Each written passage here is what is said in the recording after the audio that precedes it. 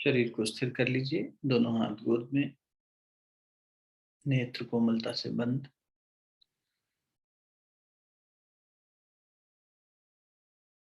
भगवान श्री कृष्ण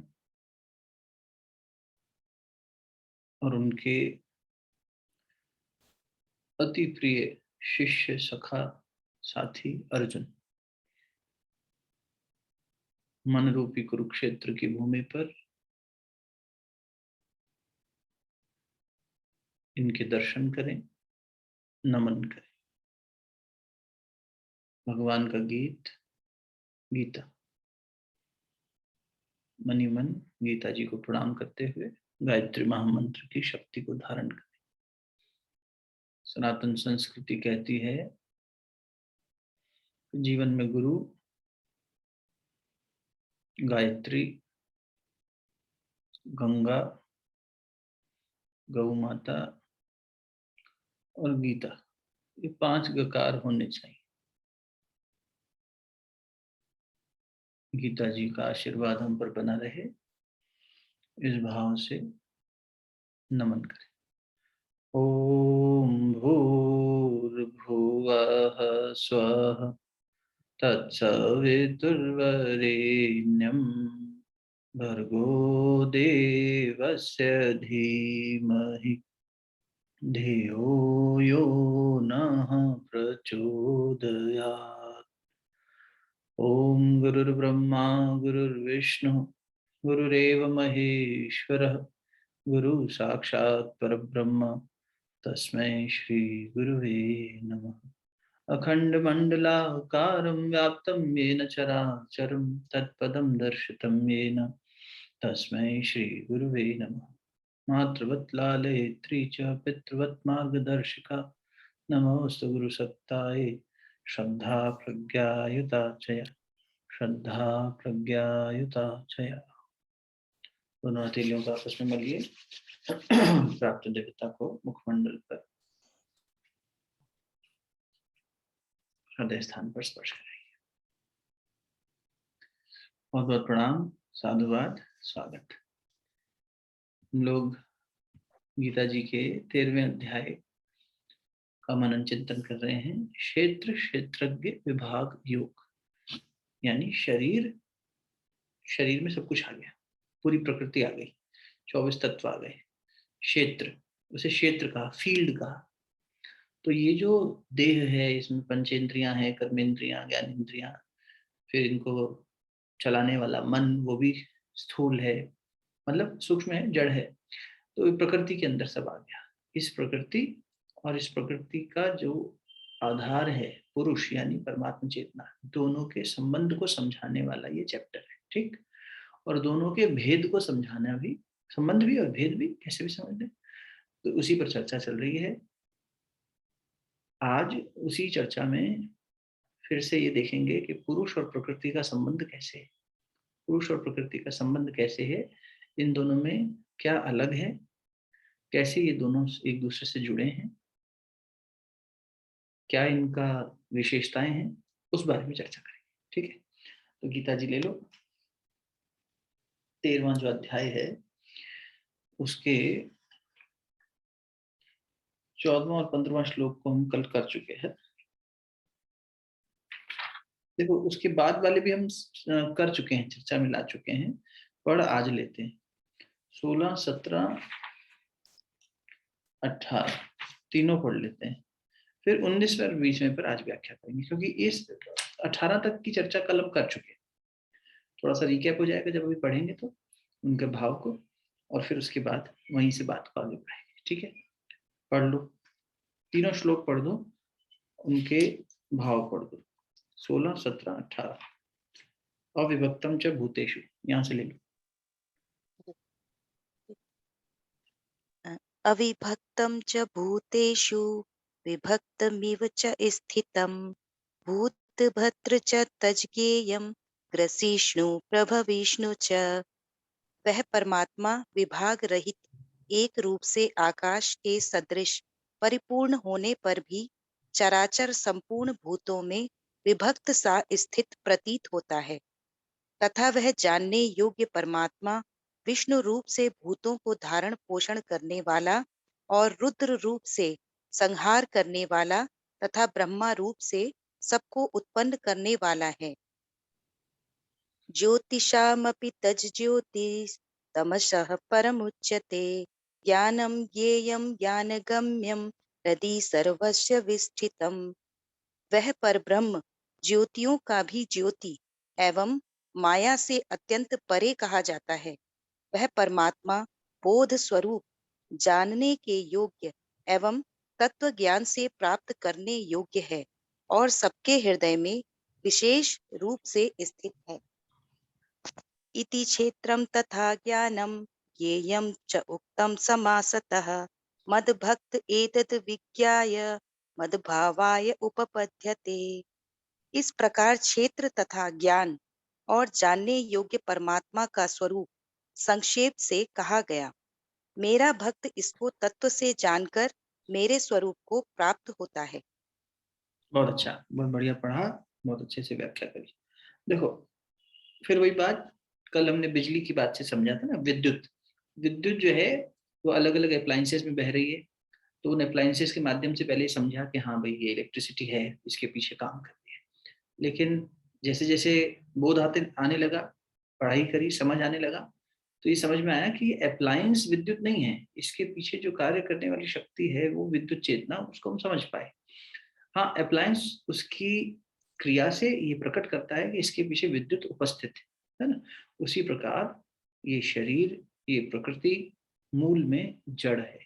जब शरीर शब्द कह रहे हैं तो स्थूल सूक्ष्म कारण सारे शरीर आ गए, इसमें मन भी आ गया, बुद्धि भी आ गई, अहंकार भी आ गया, सब कुछ इसमें आ गया। ये सब उपकरण हैं, टूल्स हैं, तो टूल्स भी सब जड़ हैं। ये टूल्स जो हैं, अप्लायंसेस जो हैं, हमें जो इनर फैकल्टीज मिली हुई हैं, ये एक्शन में कब आ रही हैं? जब इनके पीछे वो विद्युत, वो प्राण विद्युत या वो चैतन्य सत्ता कार्य करती है, जिसको यहाँ पुरुष शब्द से संबोधन किया जा रहा है। ठीक, आज इस पुरुष को और खोलेंगे तो थोड़ा सा कंफ्यूजन भी क्रिएट होगा कुछ लोगों के मन में, तो इसलिए अच्छे से मंथन चिंतन करेंगे। तो अब यहाँ क्या कह रहे हैं?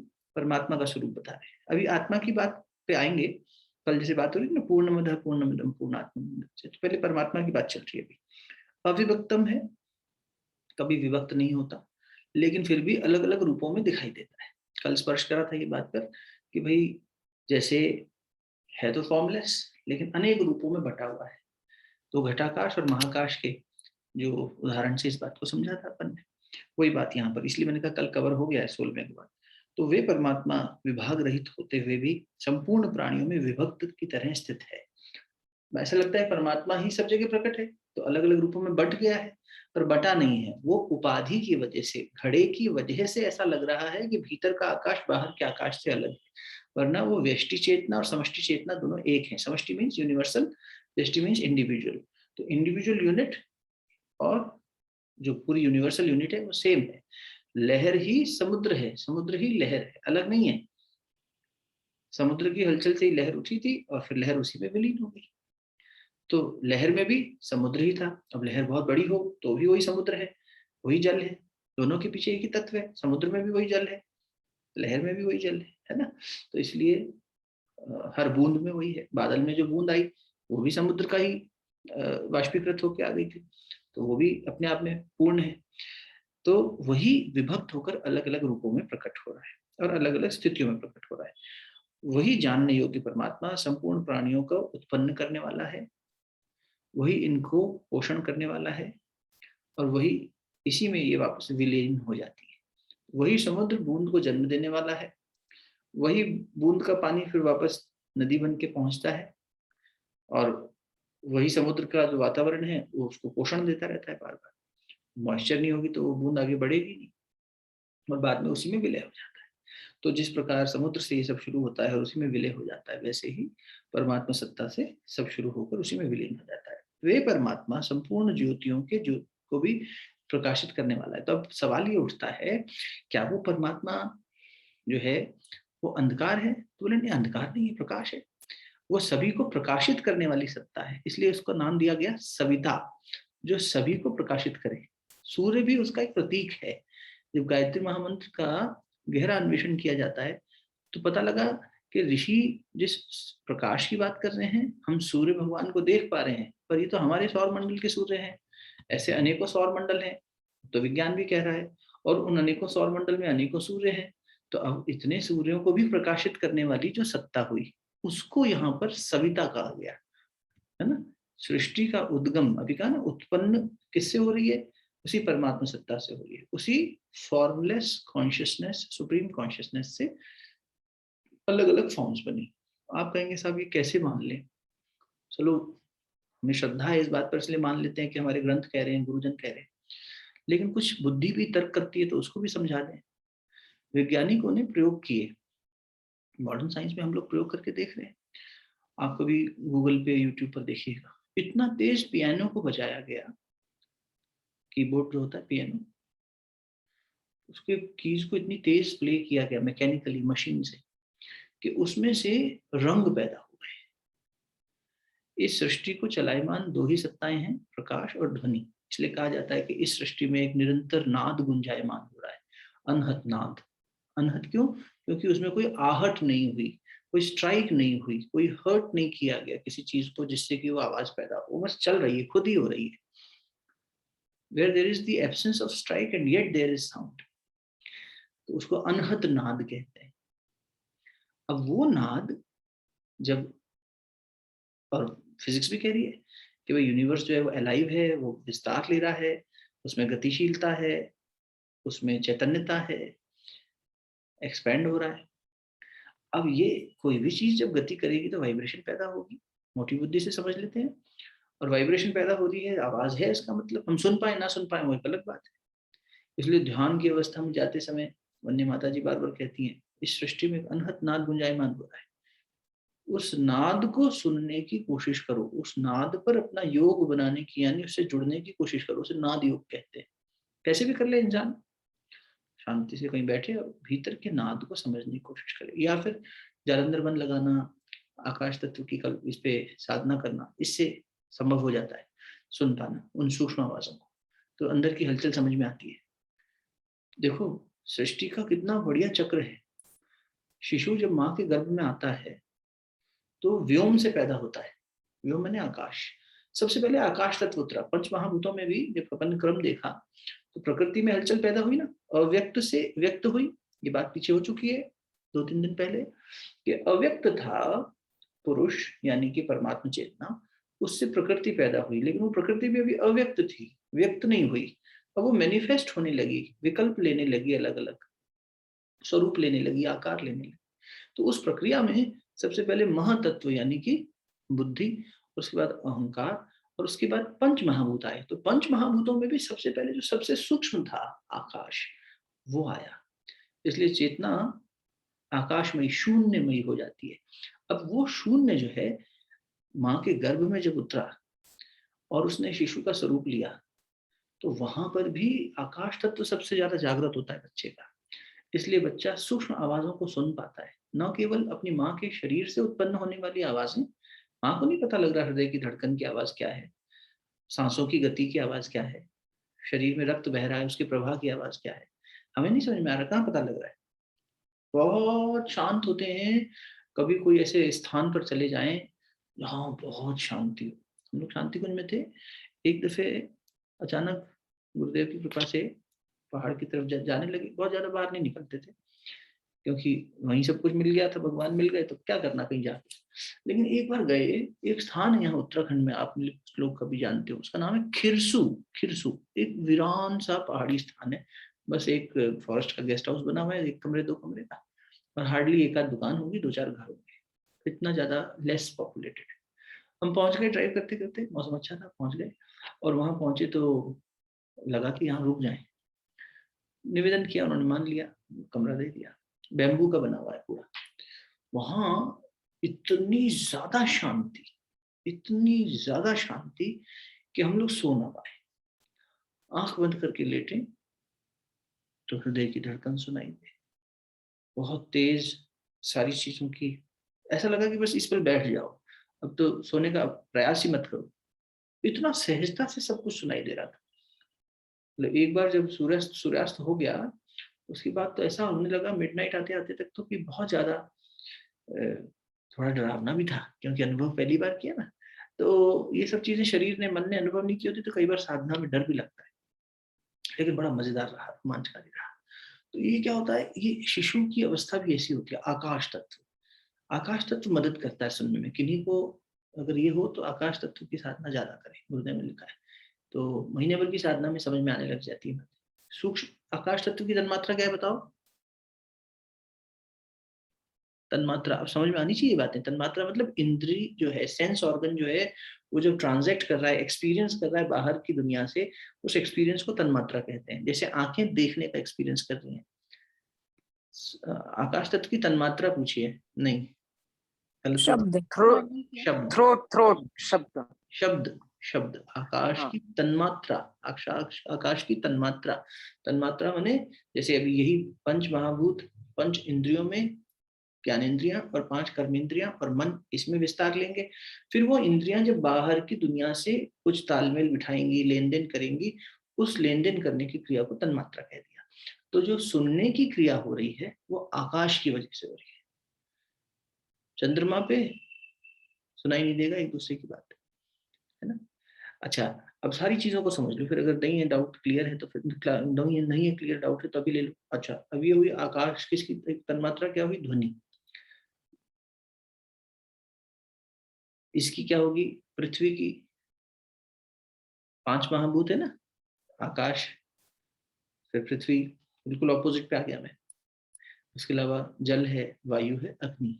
पृथ्वी की तन्मात्रा क्या होगी? पृथ्वी की वजह से हमें क्या अनुभव होता है? आकाश की वजह से हमें शब्द अनुभव हुआ, पृथ्वी की चलते क्या अनुभव होगा? है सुगंध, हाँ, गंध। सुगंध भी हो सकती है, गंध, गंध भी हो सकती है, लेकिन गंध जो है, स्मेल जो है, वो हम पृथ्वी तत्व की वजह से कर पा रहे हैं। ठीक सोचा, बढ़िया। और रस, स्पर्श, स्पर्श, टच। नहीं नहीं, रस, रस, रस कौन से तत्व से होगा? रस का अनुभव करते हैं ना, पंच, जल, जल, जल, जल तत्व से होगा। मुंह में जो सलेवा आ रहा है, रस हम इसकी वजह से ले पा रहे हैं, जल तत्व है ना। जल तत्व की वजह से रस ले पा रहा है जो मुख है हमारा। 5 तन्मात्राएं तो पता है ना सबको, रस, स्पर्श, गंध, बोलो, शब्द और रूप। अब रूप किससे देखेंगे बताओ? तो नेत्रों से देखेंगे। तो नेत्र की तत्व क्या हुआ? ये तो इंद्री हुई देखने वाली। इसके पीछे कौन सा तत्व है जिसकी वजह से देख पा रहे हैं? अग्नि, अग्नि। बहुत सुंदर, अग्नि है ना, आंखों से तेज निकलता है ना, अग्नि हो गई। ठीक है, और देखो क्या बचा? रस हो गया, रूप हो गया, गंध हो गया, शब्द हो गया, वायु भैया, स्पर्श। वायु की वजह से स्पर्श। हवा चलती है तो उसका स्पर्श में अनुभव होता है ना। हवा को कैसे पहचानते हो? उसके स्पर्श से कि हवा है। तो ये 5 तन्मात्राएं हैं। फिर से पीछे चलता हूं जहां थे। आकाश तत्व से सुनाई देता है ज्यादा। ध्यान की अवस्था में जब हम धीरे धीरे पंच महाभूतों से ऊपर उठने लगते हैं, आकाश की स्थिति में पहुंचते पहुंचते स्थिति आती है कि साधक बाहर के संसार से परे उस सूक्ष्म जगत से कनेक्ट हो पाता है और मन दूसरे लोगों की आवाजें सुन पाता है, उन सूक्ष्म ध्वनियों को पकड़ पाता है। कल बात हो रही थी रेडियो वेव्स के एग्जाम्पल से, कि जैसे रेडियो वेव्स पत्थर से भी क्रॉस कर लेती हैं, तभी तो आप अपने घर में बैठे बैठे कमरे के अंदर फोन पे बात कर पाते हो। नहीं तो ये पत्थर को भेजती हुई अगर अंदर ना आती रेडियो वेव्स, तो फोन पे कैसे बात कर पाते? समझ रहे हो? ऐसे ही परमात्मा कण कण में है, लेकिन सबसे अनुभव में भी नहीं आ रहा। इतना नजदीक भी है, पास से पास भी है, दूर से दूर भी है। वो कैसे? अगले श्लोक में आ जाएगा ना। क्यों? क्योंकि वो, इसमें पिछले में पढ़ लिया था हमने शायद, कि वो अवेलेबल सबको है, इसलिए पास पास तुरंत तुरंत अवेलेबल है, इंस्टेंटली। लेकिन दूर से दूर भी है। किन के लिए? जो अज्ञानी है, जो उसे देखना ही ना चाहे, तो बिल्कुल नजदीक में है। ये ऐसे रख लेते हैं ना कई बार हम ऐसे। अब उसके बाद ढूंढते रहते हैं पूरे घर में, कहाँ रख दिया, कहाँ रख दिया, कहाँ रख दिया। खोपड़ी पे ही रखा हुआ है पर भूल गए, बोध भूल गए, याद याद से स्मृति चली गई। और जब किसी व्यक्ति की स्मृति चली गई तो हे अर्जुन, स्मृति नाश हुई, बुद्धि नाश हुई, सर्वनाश हो गया। तो बस वही बात है, हम अपने वास्तविक स्वरूप की स्मृति खो बैठे हैं, भूल चुके हैं क्या है, इसलिए बार बार कंफ्यूज हो जाते हैं। आज हमारे अपूर्व भैया ने बड़ी अच्छी बात भेजी, बोले भैया कल वो जो बात हो रही थी कि हम पूर्ण से निकले और हम अपने आप में पूर्ण हैं, तो फिर हम अधूरे क्यों हैं, या यूं कह लें कि हमें ये अधूरापन क्यों अनुभव होता है, क्यों ऐसा दिखता है कि हर मनुष्य किसी पूर्णता के पीछे भाग रहा है। एक अंग्रेजी में मूवी आई थी, विल स्मिथ उसमें कलाकार थे, अच्छी मूवी थी, देखी नहीं कभी, लेकिन शीर्षक बड़ा प्यारा है और वो हमारे इस सब संस्कृति में, सनातन संस्कृति में जो बात है उसी पर है। द क्वेस्ट ऑफ हैप्पीनेस, ऐसा कुछ नाम है उसका, द क्वेस्ट फॉर हैप्पीनेस। तो सुख की तलाश में मनुष्य भाग रहा है, पूर्णता की तलाश में मनुष्य भाग रहा है। तो जब हम पूर्ण है तो भाग क्यों रहे हैं? ये समझाता है कि चिंतन चल रहा है। ये चिंतन चलना चाहिए, भले गीता जी के माध्यम से शुरू हो चाहे कहीं से भी, लेकिन जीव के अंदर ये चिंतन चलना चाहिए कि जब मैं वास्तव में पूर्ण हूं तो मैं कौन सी पूर्णता को तलाशने बाहर जा रहा हूँ। मैं भोग कर रहा हूँ, ये खा लूं इससे संतुष्टि मिल जाएगी, ये पालूं इससे संतुष्टि मिल जाएगी, ये खो दूंगा तो ज्यादा ठीक है क्योंकि ये सरदर्दी बना हुआ है। ऐसा लगता है कई बार। कभी हम संबंधों में, कभी विषय वस्तुओं में बार बार पूर्णता को ढूंढने के लिए भागते हैं, होता है ना। और फिर जब वहां जाके देखते हैं तो मिलता है कि वो खुद ही नश्वर है। जो खुद ही अपूर्ण है वो पूर्णता कैसे देगा? तो फिर ऐसा क्यों हुआ? वो इसीलिए हुआ, हे अर्जुन, जीव ने अपने आप को गलत समझ लिया, अपनी आइडेंटिफिकेशन गलत कर लिया। यूं कहते हैं, जो चैप्टर में बात चल रही थी, खुद को अलग अलग उपाधियों में बांट लिया। मैं ये हूं, अपने आप को एक गलत फॉल्स आइडेंटिफिकेशन में बांध लिया। तो अब भूल ही कर रहा है, अगर बार बार स्मृति खो जाए किसी की, तो फिर तो ऐसा चाहिए कुछ चमत्कार जिससे कि वो स्मृति वापस आए। वो चमत्कार भगवान या गुरु करते हैं, ग्रंथ करते हैं, इसलिए इनके संपर्क में रहना चाहिए। तो हमें अपनी वास्तविकता का बोध जो करा दे, वही तो बुद्ध हुए। हम क्या हैं ये जो हमें बता दे, वही तो गुरु हुआ। तो इस अपूर्णता में, ये अपूर्णता क्यों आभासित हो रही है? क्योंकि हम अपनी रियलाइजेशन खो बैठे हैं, हम ये भूल गए कि हम क्या हैं। अभी हम एक दीदी के साथ में काम कर रहे हैं, उनके साथ कुछ 1-on-1 सेशंस कर रहे हैं। उन्होंने आज बड़ी अच्छी बात कही, बोले भैया मैं ऐसे ऐसे, आपने जो प्रैक्टिस कराई उसको मैंने थोड़ा सा और गूगल किया, फिर स्टडी कर रही थी कि क्या है ब्रीदिंग की एक्सरसाइज। तो मुझे पढ़ते पढ़ते रियलाइजेशन हुआ कि मेरा मन कहाँ क्या गलत कर रहा है। और वो रियलाइजेशन का स्वाद इतना मीठा था कि मैं वेट कर रही थी कि आज दिन भर के आपके साथ सेशन में जब बैठूंगी तो पहले ये बात बताऊंगी कि I am feeling so different with in by the sheer taste of realizing a small thing but a very significant one। इतना छोटा सा भी रियलाइजेशन होना कि भाई मैं तो पूर्ण हूँ, इस बात का थोड़ा सा भी स्वाद चखना। अब सोचो, वो तो समुद्र है अमृत का, परमात्मा चेतना। तो कितना जब हमारे अंदर कोई वास्तविक रियलाइजेशन होता है ना, चाहे वो अपनी भूल का ही हो। एक संत के लेखनी से हमने देखा, उन्होंने कहा सबसे बड़ा ज्ञान ये है कि मनुष्य को अपने अज्ञान के बारे में पता लग जाए कि मुझे क्या नहीं पता, मैं क्या गलत समझ रहा हूँ, इस बात का बोध हो जाए। इसलिए भगवान ने यहाँ पे यही कहा, सबसे बड़ा ज्ञान यही है कि तू ये समझ ले कि पुरुष और प्रकृति का भेद क्या है, कॉन्शियसनेस और मैटर का, चेतन और जड़ का ये क्या संबंध है और क्या डिफरेंशिएशन, ये समझ में आ जाए।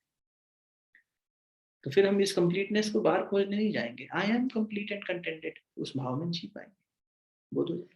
पर ये होता क्यों है? उन्हीं की बात को आगे ले रहे हैं जो भैया दिन में गई कि भाई फिर ये कैसे गड़बड़ हो जाता है, वो अब यहाँ खुल रहा है धीरे धीरे। तो भगवान क्या कह रहे हैं कि ये जो परमात्मा चेतना है और ये जो जड़ है, इन दोनों को अलग अलग जो देख पाता है, सब इसी से उत्पन्न हो रहा है, इसी में विलय हो रहा है, यही सबका हेतु है, सबका सृजन और पोषण कर रहा है और वापस सब इसी में विलीन हो रहा है। इस बात को जो देख पाता है, समझ पाता है, वो मेरे हृदय में विराजमान है, ऐसा कह के उन्होंने 17वें श्लोक में पूरा किया। तो बीच में आपसे बात कर रही थी कि भाई सभी को प्रकाशित करने वाला, उस शक्ति को सविता कहते हैं। विष्णु सहस्त्रनाम में भगवान श्री विष्णु के जो सहस्त्र यानी 1000 नाम आए, ऐसे अनेकों नाम में से एक नाम जो है वो फेमिनाइन है, स्त्रीलिंग है। अधिकतर नाम पुल्लिंग ही आए हैं, एक ही नाम है जो स्त्रीलिंग है, वो यही है, सविता। अब देखो सविता की शक्ति क्या हुई कि ये प्रसव की शक्ति है, सृजन की शक्ति है, इसलिए विष्णु सहस्त्र नाम के साथ नाम जोड़ा, क्योंकि विष्णु जो स्वरूप है वो सृजन और पालन करता है। इस तरह से देखा गया, ब्रह्मा जी भी उनकी नाभि से उत्पन्न हुए, पौराणिक कथा के हिसाब से देखें तो, है ना। मतलब एक फ्रीक्वेंसी से दूसरी फ्रीक्वेंसी उसी से ओरिजिन हुई, यूं समझ लो। बिल्कुल ये जो स्वरूप भी है ना, ये हमें समझाने के लिए क्या ऐसा ऐसा ऐसा ऐसा काम होता है बताए गए। तो अब देखो कि मूल में आगे जाके बात फंसने वाली है, कंफ्यूजन पैदा होने वाला है, इसलिए पहले से ध्यान से चलेंगे। अब जब यहाँ तक बात हो रही थी परमात्मा प्रकृति की, जब तक तो ठीक था। अब जब ये भीतर इस सिस्टम के रूप में उतरा, जैसे हम ह्यूमन एग्जिस्टेंस कह रहे हैं, तो वहां क्या कंफ्यूजन हो सकता है, बताते रहना बीच में कहीं कंफ्यूज हो तो। वहां 18वें श्लोक से देखो, उन्होंने कहा कि इस प्रकार क्षेत्र तथा ज्ञान और ज्ञेय संक्षेप से कहा गया, मेरा वक्त इसको जानकर मेरे भाव को प्राप्त हो जाता है। अब 19वां और 20वां पढ़ो जरा एक बार साथ साथ, अगर गीता जी होंगी तो अच्छा लगेगा आपको पढ़ने में। पढ़ो नीलू जी। प्रकृतिं पुरुषं चैव विद्यनादि उभावपि विकारांच गुणाश्चैव विद्धि प्रकृति संभवान। प्रकृति और पुरुष नहीं, पहले इन 20वां दोनों, भी पढ़ दे, 20वां भी पढ़ दे साथ। अच्छा जी ठीक। कार्यकरण कर्तृत्वे हेतुः प्रकृतिरुच्यते पुरुषः सुख दुःखानां भोक्तृत्वे हेतुरुच्यते। दोनों का भाव ये पढ़ो। जी, प्रकृति और पुरुष इन दोनों को ही तू अनादि जान, और राग द्वेषादि विकारों को तथा त्रिगुणात्मक संपूर्ण पदार्थों को भी प्रकृति से ही उत्पन्न जान। कार्य और करण को उत्पन्न करने में हेतु प्रकृति कही जाती है, और जीवात्मा सुख दुखों के भोक्तापन में अर्थात भोगने में हेतु कहा जाता है। देखो यहाँ पर शब्द क्या क्या आ रहे हैं, उन्हें ध्यान से पकड़ना। प्रकृति और पुरुष दो शब्द आ रहे हैं, उसके बाद आया कार्य, करण और उसे करने वाला, उसका हेतु, और फिर सुख दुख का भोग करने वाला, भोग शब्द भी आया है ना। 19वें और 20वें को एक साथ देख रहे हैं। तो प्रकृति और पुरुष दोनों को ही तुम अनादि समझो, पहले तो यहीं रुक जाते हैं। प्रकृति और पुरुष दोनों को ही तुम अनादि समझो, विद्यनादि उभावती उभावपी, ये दोनों अनादि हैं। अनादि मतलब क्या होता है, जिसका कोई शुरुआत ना हो। अब जिसकी कोई शुरुआत नहीं, उसका कोई अंत भी नहीं। तो भगवान क्या कह रहे हैं यहाँ पर, आगे आगे खुलेगा, इसलिए मन कहीं कंफ्यूज हो तो उसको पकड़ के रखना, कंफ्यूजन को, आगे और खुलेगा अगले श्लोकों में। यहाँ क्या कितनी बात कह रहे हैं कि प्रकृति और पुरुष यानी वो चैतन्य सत्ता, परमात्मा सत्ता, और फिर उससे अव्यक्त रूप में प्रकृति। प्रकृति क्या शक्ति हुई उनकी, माया शक्ति, जिससे कि सब कुछ विस्तार लेगा। ठीक, तो अब ये दोनों ही अनादि हैं। परमात्मा तो अनादि है, चैतन्य है, सभी को धारण किए हुए, सबका आधार है, कॉन्शियसनेस है, मदरबोर्ड है एक सिस्टम का, सब कुछ उसी के आधार पर चल रहा है, या ऑपरेटिंग सिस्टम समझ लो आप लोगों की साइंटिफिक भाषा में। अब इससे ही सारी सब सब कुछ रन हो रहा है, इसी की अभिव्यक्तियां अलग अलग एप्लीकेशंस, अलग अलग सॉफ्टवेयर और उसके प्रोसेसेस के रूप में चल रही है। तो क्योंकि परमात्मा की शक्ति के माध्यम से सब कुछ विस्तृत हुआ, तो इसलिए ये कहना ठीक लग रहा है लॉजिकली फिलहाल के लिए कि ये प्रकृति भी शुरू से ही है, अनादि है। आगे चल के इसमें और विभेदन देखेंगे। तो ये दोनों ही शुरू से उपस्थित हैं, लेकिन प्रकृति खुद से उपस्थित नहीं हो सकती। प्रकृति उस चैतन्य सत्ता की कारण है, लेकिन चैतन्य सत्ता का कोई कारण नहीं है। There is no reason of it having it, क्यों है। जैसे अभी कहा ना, नाद अब है, साइंस भी कह रही है कि हमें ये नहीं पता कि ये नाद कैसे शुरू हुआ, तो हमने एक हाइपोथेसिस बना लिया कि कोई विस्फोट हुआ होगा, बिग बैंग हुआ होगा, और उस विस्फोट से सब कुछ हलचल में आ गया। ऐसा एक हाइपोथेसिस है, एक अंदाजा है, एक अनुमान है। तो अनुमान तो बुद्धि लगाएगी, जितनी दूर तक जाएगी उतनी दूर का अनुमान लगाएगी, इसलिए अनुमान लगाया हुआ है। जैसे अभी चंद्रमा कैसे बना, इस पर भी बहुत सारी थियरीज हैं। कुछ समय तक कोई थ्योरी चलती है, कुछ समय तक कोई थ्योरी चलती है, बार बार में डेवलप हो जाता है। आज से 250 साल पहले तक तो डॉक्टर्स ये कहते थे कि लीवर ब्लड में सर्कुलेट करता है बॉडी में, तो बाद में पता लगा कि अरे भाई लीवर से नहीं होता है काम, हार्ट से होता है। तो अनुमान है, अनुमान पे चलता है बहुत कुछ, धीरे धीरे विकास होता है। तो अभी तो विज्ञान ये अनुमान लगा रहा है कि चंद्रमा कैसे बना हो, अनुमान ही चल रहा है। यहाँ पर ऋषि क्या कह रहे हैं कि नहीं, वो परम तत्व पहले से है, क्योंकि प्रकृति वहीं से जागृत हुई, वहीं से हलचल में आई, उसी की शक्ति से प्रकाशित हुई, इसलिए ये कहना ठीक लगता है कि वो भी अनादि है। इसलिए उन्होंने कहा अनादि समझो, अनादि है नहीं। देखो भगवान के शब्द हैं, कुछ भी निरर्थक नहीं है। कहाँ क्या शब्द का प्रयोग हुआ पकड़िए, प्रकृतिम च पुरुषम उभौ एव अनादि विद्धि। ये प्रकृति और पुरुष दोनों को तुम अनादि समझो, विद्धि अनादि समझो, और विकारों को तथा गुणों को भी प्रकृति से ही उत्पन्न समझो। अब ये जो विकार हुए, इस पर भी बात हो रही है। विकार माने एनी मॉडिफिकेशन, किसी भी प्रकार का परिवर्तन, कोई भी विकल्प पैदा जो हो रहा है, यानी जितने भी स्वरूप, जितने भी कॉम्बिनेशंस एंड परम्यूटेशंस बन रहे हैं, अनंत बन रहे हैं, वो सब प्रकृति की हलचल से उत्पन्न हुए हैं। कार्य और करण के द्वारा होने वाली क्रियाओं को उत्पन्न करने में भी प्रकृति हेतु कही जाती है। कार्य और करण द्वारा होने वाली क्रियाएं, करण माने जल्दी बताओ, जल्दी बताओ। करण, कर्ण, कर्ण नहीं, कर्ण, साधन, हाँ साधन, साधन हो सकता है, साधन, साधन, इंस्ट्रूमेंट, हाँ इंस्ट्रूमेंट, इंस्ट्रूमेंट, उपकरण है ना। कर्ता ने कर्म को करण से, हिंदी व्याकरण याद है ना थोड़ी बहुत, तो उसमें व्याकरण में पढ़ते थे। कर्ता ने, कोई डूअर है, करने वाला, वो कौन है वो भी नहीं बता रहे, वो आगे खुलेंगे क्योंकि वही कंफ्यूजन आ सकता है। कर्ता ने, करने वाले ने, जिसका कर्तापन हमें त्यागना है, हमारे अंदर ये कर्तापन ही तो है। तो कर्ता ने कर्म को किया, कर्ता ने कर्म को किसके माध्यम से किया, तो बोले उसको टूल चाहिएगा ना, इसलिए करण के माध्यम से किया, इस टूल्स के माध्यम से किया। तो मन क्या है, अब हम आपसे बात कर रहे हैं, टेक्नोलॉजी एक टूल है, ये गले में दिया हुआ एक टूल है, देखने के लिए दिया हुआ एक टूल है, सुनने के लिए दिया हुआ एक टूल है, इतने सारे टूल्स दिए हुए हैं। ऐसे ये तो दिखाई दे रहे हैं टूल्स, अंदर भी टूल है। जो मन है वो एक टूल है, वो एक फैकल्टी है, वो अनुभव करता है, वो एक विजुअलाइजेशन करता है। बुद्धि एक टूल है, वो एनालाइज करती है। अहंकार एक टूल है जो कर्तापन को लेके बैठा है ना। चित्त एक है टूल, जिसके अंदर सब मेमोरीज हैं, जिसके अंदर से सारा प्रोसेस लूप लेके आउटकम निकालता है कि हाँ भाई कुछ हमने अनुभव किया, उसको उस अंदर स्टोर कर लिया एज अ मेमोरी। अब वो अनुभव दोबारा आया, तो हमने कह दिया हमें अनुभव पसंद है या नहीं है, इसी बात को खोलेंगे आगे वो। तो ये सारी चीजें कहाँ से उत्पन्न हो रही हैं, कह रहे हैं ये सब प्रकृति का, ये सब जड़ प्रकृति करती है।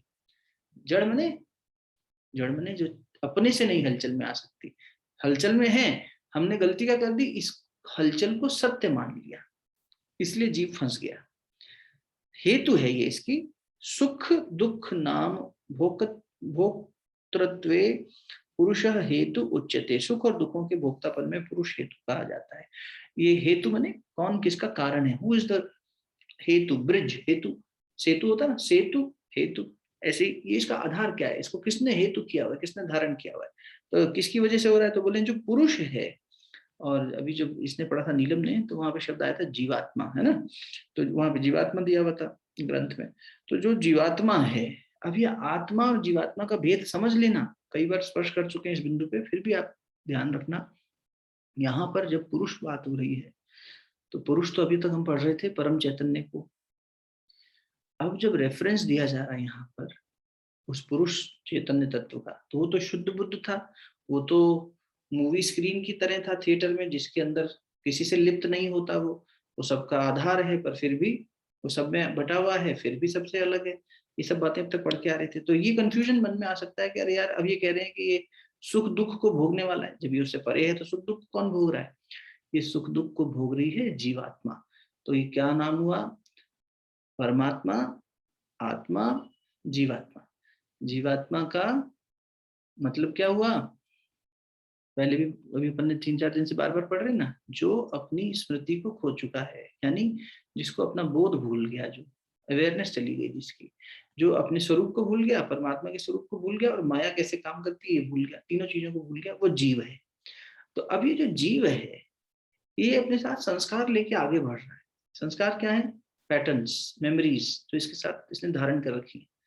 उस आधार पर ये तय कर रहा है क्या अच्छा है क्या नहीं है। जब अनुकूल लगता है तो ये कहता है अच्छा है, प्रतिकूल होता है तो कहता है अच्छा नहीं है। और ये भी वेरी करता है। मान लो हो सकता है किसी को करेले की सब्जी अच्छी लगती हो, किसी को ना लगती हो। करेला तो कड़वा ही है, करेले में सुख थोड़ी छुपा था। वही वही कड़वापन एक को अच्छा अनुभव दे रहा है, एक को बुरा अनुभव दे रहा है, क्योंकि दोनों ने जो उसका भोग किया, वो भोग करने पर जो एक्सपीरियंस रजिस्टर किया गुड और बैड का, उस आधार पर वो बार बार उसी एक्सपीरियंस को ले आता है। जब भी करेला बन रहा है तो आदमी या तो खुश हो रहा है या दुखी हो रहा है। सेम रेसिपी को देखकर दो लोग अलग अलग प्रतिक्रिया दे रहे हैं। क्यों? दोनों के अनुभव अलग थे और दोनों ने उस अनुभव के आधार पर जो रजिस्टर किया वो अलग था। तो ये जीव कर रहा है, ये संस्कार हुआ वो रजिस्टर करना। तो जीव जो है, यानी तुलसीदास जी के रेफरेंस से समझो, भूमि भरत भा डाबर पानी, जिमी जीव ही माया लिपटानी। जैसे शुद्ध बुद्ध बूंद ऊपर आसमान से आकर जमीन में गिरती है तो मिट्टी में स्पर्श पाके मैली हो जाती है, उस पर मैल चढ़ जाती है। वैसे ही वो आत्मा जो कि शुद्ध बुद्ध है, जब वो संस्कार रूपी मैल से लिप्त हो गया, आत्मा का वो अंश जो संस्कारों में लिप्त हो गया, संस्कार मैंने पुरानी एक्सपीरियंसेस में चिपक गया और वो भोगने लगा चीजों को। तो कहने लगा ये सुख है ये दुख है। भोगेगा तो या तो दो ही आउटकम्स हो सकते हैं, प्लेजेंट और अनप्लेजेंट। तो वो जीवात्मा कहलाया।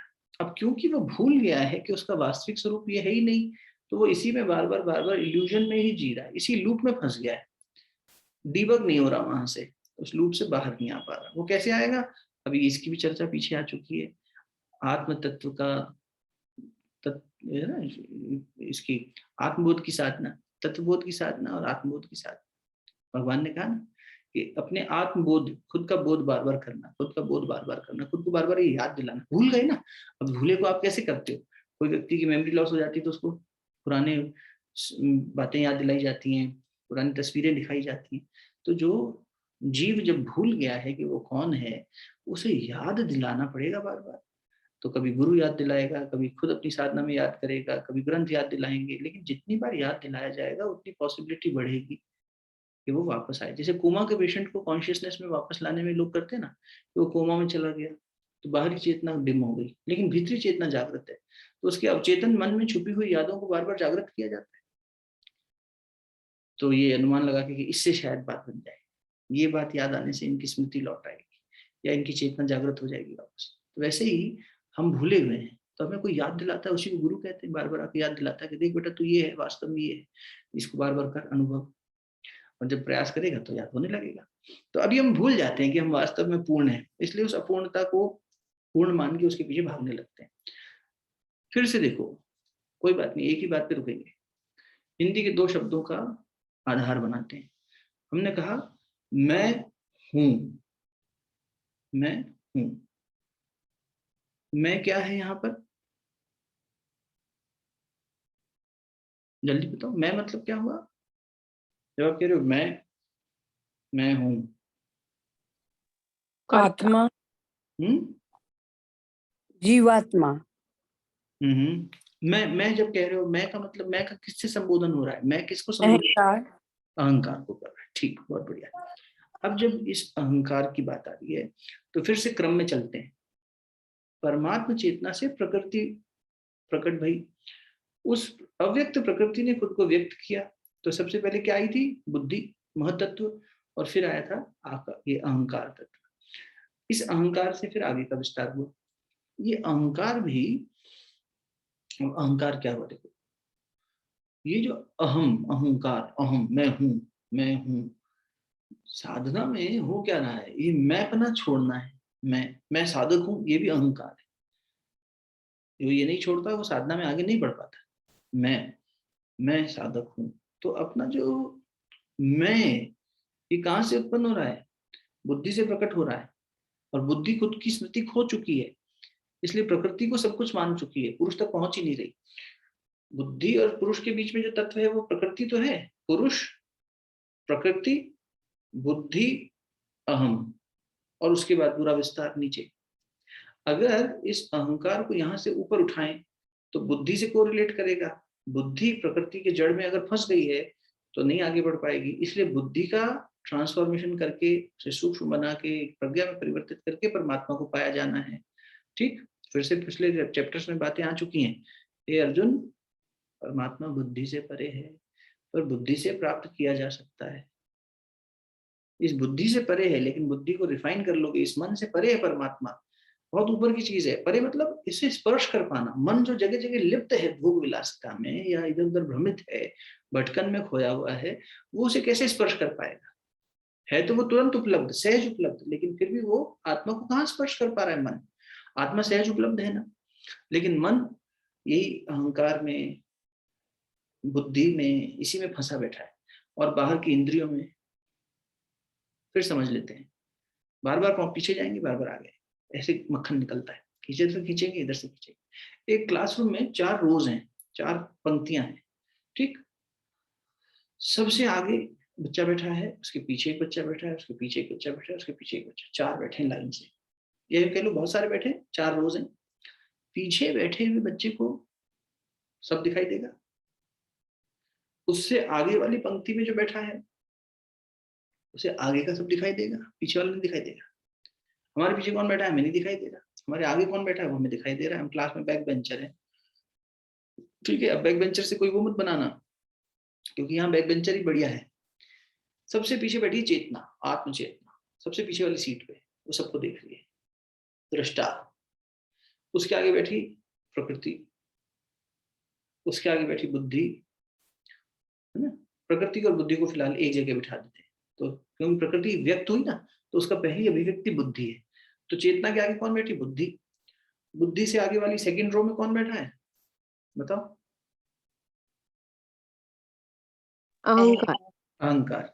अहंकार से आगे बैठे हैं पंच महाभूत और मन, तो उन सबको एक साथ बिठा देते हैं, क्योंकि फिर वो उसी का विस्तार है, तो वो एक साथ क्लब कर देते हैं, उनको एक सबसेट बना देते हैं। देखो अब सबसे आगे कौन बैठा है? इंद्रियां, वो अंदर बैठी हुई चेतना को नहीं देख सकती, उनके पीछे अहंकार बैठा है, बुद्धि बैठी है, तो पीछे को देखना मुश्किल है, आगे को तो देख पा रही है। इसलिए अहंकार पीछे मुड़ के नहीं देख पा रहा चेतना कौन बैठी है, यानी अंतर्मुखी नहीं हो पा रहा, अंदर मुड़ के नहीं देख पा रहे हम कि अंदर कौन बैठा है वो सहज उपलब्ध, उसी क्लासरूम में है, उसी फॉर्मेट में है, हमारा ही सहपाठी है, हमारे ही साथ का है, लेकिन हम उसे देख नहीं पा रहे। हम कौन? जीवात्मा उस शुद्ध बुद्ध आत्मा से जुड़ नहीं पा रही, क्योंकि जीवात्मा की बुद्धि भ्रष्ट हो गई है। अहंकार बुद्धि के साथ मिलके, अहंकार बुद्धि के साथ मिलके खुद की एक पहचान बना बैठा है, और खुद को उपाधियों में बांट बैठा है। जो पहले चर्चा हो चुकी है इसी अध्याय में, अलग अलग उपाधियों में खुद को बांट चुका है। तो भगवान ने पहले उपाधियां समझाई, क्षेत्र क्षेत्रज्ञ समझाया, फिर बताया क्षेत्र की उपाधियां क्या है, 20 उपाधियां, 24 उपाधियां, और फिर उसके बाद ज्ञानी के लक्षण बताए कि इनको इन माध्यम से जो इन 20 लक्षण जिसके अंदर आ जाते हैं, वो इनके भेद को समझ पाता है, वो मुझे प्यारा है। लेकिन फिर अर्जुन तुझे समझा दूं कि ये जो जीव है यहाँ, जिसके लिए यहाँ पुरुष शब्द आया है, वैसे पुरुष परमात्मा सत्ता के लिए, ये जो जीव है ये खुद में भ्रमित हो गया है, इसलिए सुख और दुख का भोग करने लगा। क्योंकि इसने अहंकार जो है ना, अहंकार, ये चैतन्य सत्ता से जब जुड़ने की कोशिश करेगा पीछे मुड़ के, तब तो सतोगुणी अहंकार हो जाएगा, फिर वो अंतर्मुखी हो जाएगा।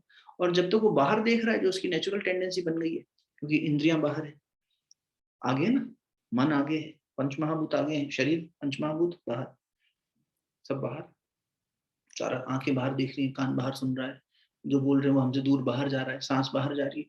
तो ये बाहर बाहर बाहर होते होते इतना विस्तार बाहर ले चुका है कि अंदर से अपनी मूल पहचान भूल गया है, भ्रमित हो गया है, कंफ्यूज हो गया है। इस पर पुराने जो पैटर्न्स हैं, तो अब देखो प्रोसेस कैसे चला।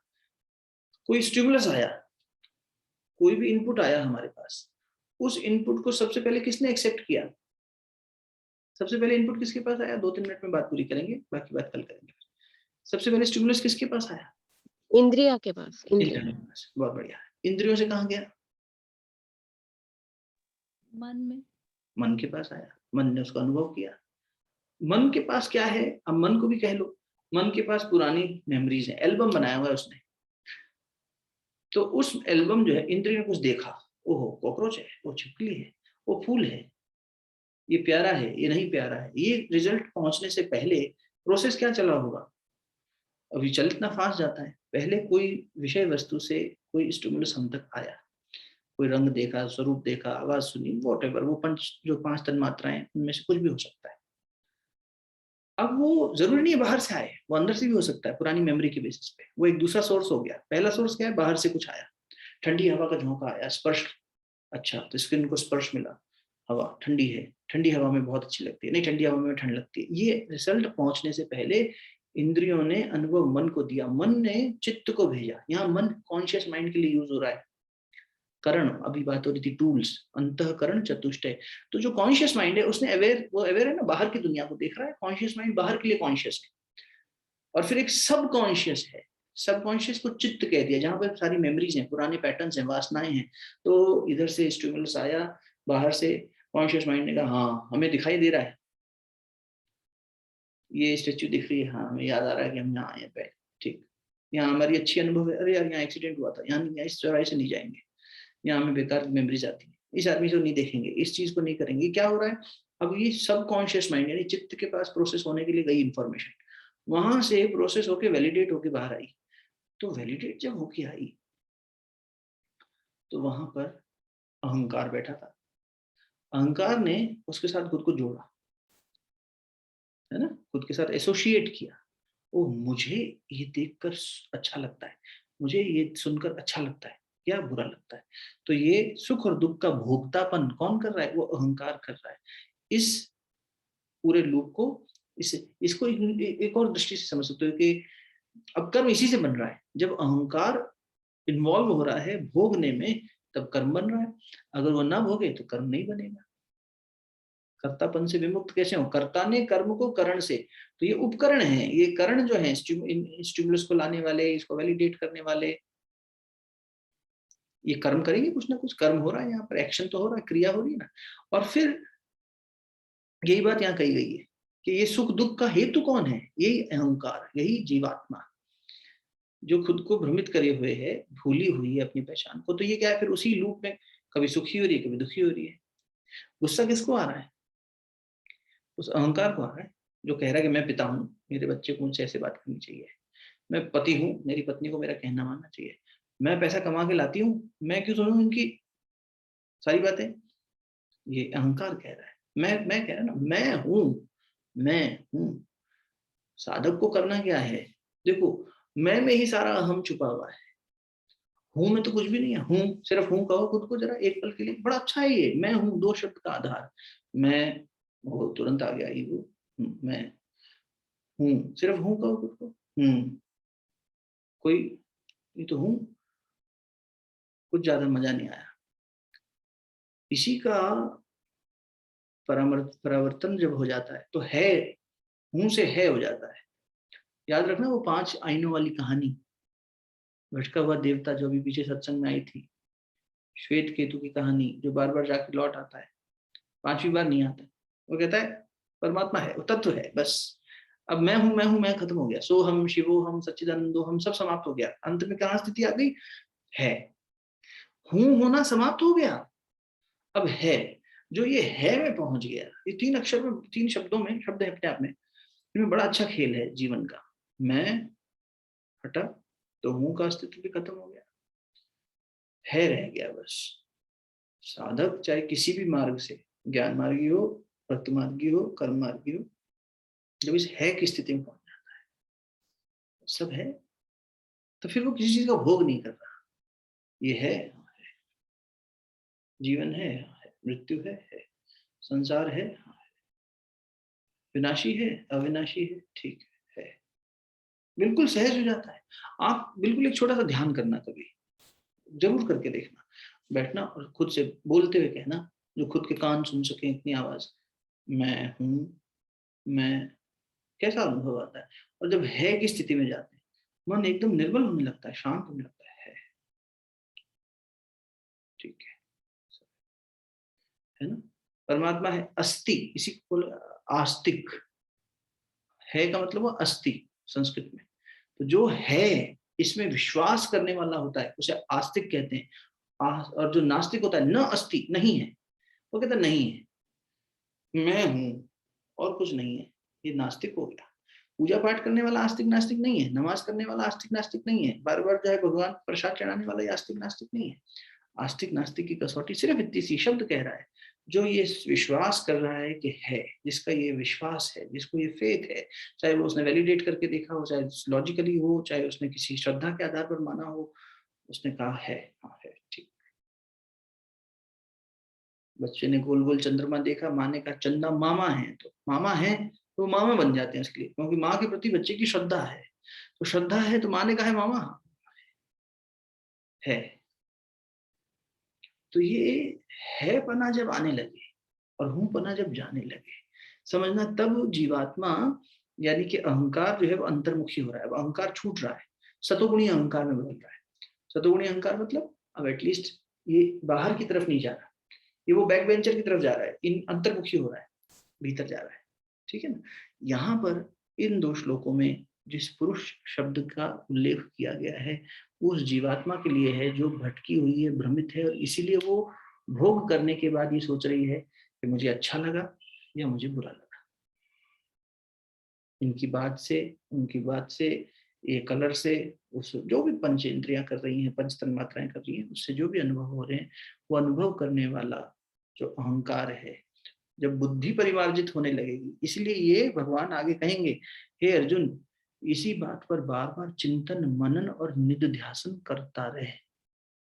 कंटेम्पलेशन, इनर कंटेम्पलेशन, उन्होंने कंटेम्पलेशन किया कल, तो आज बोले ना, इसलिए कि ये जब इनकम्प्लीट है तो फिर कंप्लीटनेस ढूंढने कहाँ जाते हैं, कहीं कुछ लूप चला ना, थॉट प्रोसेस चला बार बार, कोई बात नहीं हम फेल हो रहे हैं भैया, ये सुन तो लिया कर तो लिया, लेकिन करने में फेल हो रहे हैं, तो भैया कौन सा खुद पास हो रहे हैं, सब फेल हो रहे हैं, लेकिन फेल इसलिए हो रहे हैं क्योंकि अभी करने का अभ्यास नहीं बना है। बल्ब जलाने वाला भी कहा जाता है कई बार फेल हुआ था, फिर जाके बल्ब जला ही दिया ना, अपनी भी कभी बत्ती जल जाएगी कभी तो बहुत हो जाएगा, कोशिश करते रहेंगे। मन का अभ्यास जो बिगड़ गया है उसको सुधारने में समय तो लगेगा, गुरु की कृपा से वो कम समय में हो जाता है, लेकिन वो भी इतनी तेज रफ्तार से नहीं ले जा सकता कि हमें चक्कर आ जाए, हम उल्टियां करने लगे। वो भी यही देखेगा हमारी कितनी कैपेसिटी है, कितनी रफ्तार से चलने की। बहुत तेज ट्रेन में बिठाते हैं हमें, बुलेट ट्रेन की स्पीड में, अरे इंसानी ढांचा हिल जाए, क्या फायदा इतनी जल्दी पहुंचाने का, अधमरे हाल में पहुंचे। विवेकानंद जी याद आ गए फिर से, फिर बात समाप्त करते हैं। विवेकानंद जी ने कहा, वो उनके गुरु ने क्या किया, वो ध्यान कर रहे थे तो किसी अपने गुरु भाई को ऐसे स्पर्श कर दिया, क्या यार इसका ध्यान नहीं लगता, चलो मैं थोड़ा सा कोशिश कर दूं, तो इतनी तेज करंट दौड़ गया उसके शरीर में कि वो बेहोशा हो गया। ठाकुर आए, बहुत डांटे, बोले तूने इसका 3 साल खराब कर दिए, अब मुझे 2-3 साल लगेंगे इसको वापस उस स्थिति में लाने में, क्योंकि इसकी शरीर की भी तो कैपेसिटी होनी चाहिए। फ्यूज ही उड़ा दो किसी बल्ब का तेज इलेक्ट्रिसिटी देके, अरे कम से कम तो जल रहा था पहले, तुमने तो बिल्कुल खराब कर दिया। फिलामेंट ठीक करते धीरे धीरे, उसको कैपेसिटी बढ़ाते, लेकिन ये तो बिल्कुल दिक्कत हो गई, वैसी बात हो गई। तो इसीलिए ये गुरु देखता है कि कितनी गति से ले जाना है। शुरू में कहा ना 5 वकार जीवन में होने चाहिए, तो कभी जल्दबाजी की जरूरत नहीं है, लेकिन अभ्यास निरंतर, निरंतरता आएगी तो वो मनन चिंतन चलने लगेगा, और मनन चिंतन रोज चलेगा, सोचेंगे, फिर गलती होगी, फिर उठेंगे, फिर गलती होगी, फिर उठेंगे, फिर गलती होगी, फिर उठेंगे, फिर गलती होने से पहले समझ जाएंगे, फिर गलती होने से पहले समझने के पहले गलती से दूरी बनती चली जाएगी। गुस्सा एकदम शांत नहीं हो जाएगा, वासना एकदम से खत्म नहीं हो जाएगी, लेकिन आने से पहले समझ में आने लगेगा, या उस एक्शन के समय भी बैक ऑफ द माइंड चलता रहेगा, अरे यार आज सुबह तो गीता जी पढ़ी थी और गुस्सा कर रहे हैं, मन फिर वासनाओं में लिप्त हो रहा है, पकड़ो पकड़ो पकड़ो वापस लो, नहीं मन हावी कर गया, कोई बात नहीं, हार गए फिर खड़े होंगे, ये तो खेल है, इसी को तो करना है बार बार बार बार। जब करने लगते हैं तो मन ऐसी स्थिति में आ जाता है, इसी को निरंतर अभ्यास कहते हैं। तो इसको निधिध्यासन भगवान खुद कहेंगे, हे अर्जुन चिंतन मनन और निधिध्यासन द्वारा इस क्रम को बनाए रख, सोचता रहे इस विषय में, जुगाली करता रहे इसमें। गाय खाना खा लेती है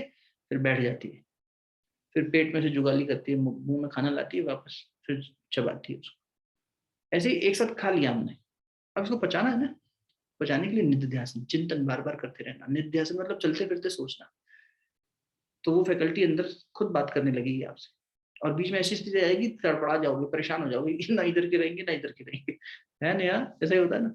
ना तो कॉर्पोरेट में अपन वो वैसा कुछ कर पाते, और ना ही जो है पूरी तरह संत बन पाते, दोनों के बीच में आके खड़े हो जाएंगे, मुश्किल की स्थिति होगी, क्योंकि मन का अभ्यास इस तरफ जाने का ज्यादा है। अब इस दूसरे रास्ते पर जाने की कोशिश कर रहे हैं तो दोनों के बीच में एक खिंचाव आएगा, श्रेय मार्ग पे चलें कि प्रेय मार्ग पे चलें, जो रास्ता प्रिय लगता है उस पर दौड़े या जो रास्ता सही है उस पर चलें, अंतरात्मा की दिशा में चलें या संसार की दिशा में चलें। दोनों दिशाएं अलग होते हुए भी साथ लेके चलना, यही जीवन की साधना, यही तपस्या है।